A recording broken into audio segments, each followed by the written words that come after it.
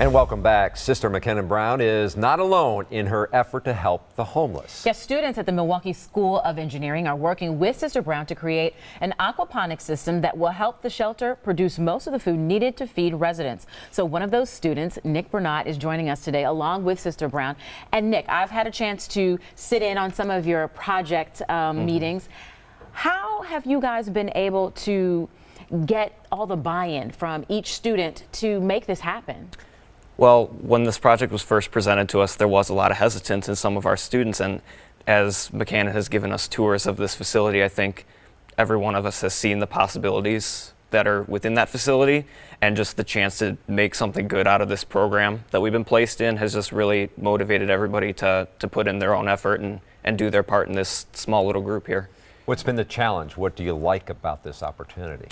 I think one of the big challenges is the fact that we come from so many different majors, which none of them are exactly specific to the task we're given. So that's a really exciting part, trying to get everybody to work together and use their specific skill sets from the majors we're in. And we are still freshmen, so those skill sets might be somewhat limited, but working towards that common goal with all these different backgrounds and having everybody, you know, have their own tasks that they can take care of that best suits them and how to put this project forward. Sister, were you surprised at seeing the progress that has been shown so far by the students? Because I mean, we just showed some videos showing the mock-ups, but just their explanation of how they plan to make this happen? They continue to wow us, yes, and not just with the fruits of their amazing minds, but just the presence and the passion that they bring to it.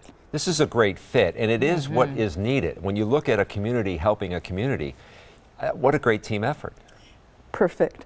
The concept that MSOE encourages is for a student to become more of a complete person, and by doing community service, especially in impoverished areas. So how did the two connect?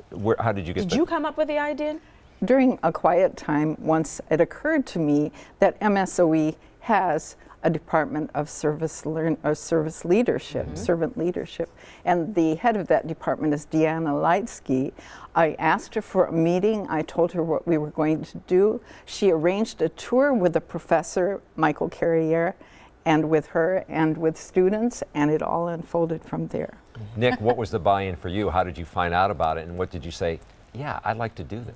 So one of the first days in class, we were shown a PowerPoint of all these potential projects that we could choose from. Yeah. And as they were scrolling through, some of them, you know, they were all interesting. But then when the picture of the front of her building on Center Street showed up and Dr. Carey started explaining, you know, the different aspects of what we were doing, I was writing down in my notebook, and I put a big star next to that one.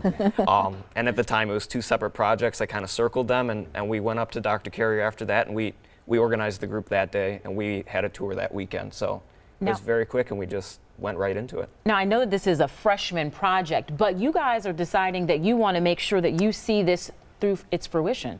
Absolutely. So it's just been confirmed through MSOE that this honors program is going to be a 3-year program with the potential to expand it to a 4-year program, so all 4 years. So we fully intend to see this built and put all the way through to the production phase and having this fully functional by the end of that 3 or 4 year span. Before you graduate. Absolutely. Yes. And but I want our viewers to know exactly what you're building and what it will produce. So we're building what's known as an aquaponics system. It's a form of an indoor agriculture system that relies on what's essentially a recirculating water system that allows the one half that's the plants and the other half being the fish to kind of produce the nutrients for each other and feed off of each other instead of requiring external inputs from both sides. So what it does is takes the waste from the fish and then uses that to provide nutrients to the plants that are being grown, and then in turn the plants filter out the nutrients in the wastes, and that water can be pumped back into the fish tank, and that reduces the need for a mechanical filtration system. This is a freshman. This is right, and this is why you needed the MSOE students to do this. But I could tell it also, listening to him, he touches your heart in what they're doing. It is a wonderful partnership in that the very young people entering into building the future will have solutions to homelessness, to hunger, radically revolutionize agriculture is part of the vision of his generation that he is delivering. So yes, and we're in a food desert. Sure. Yes. Where And we this, are. all good. Thank you both for being here to share your story.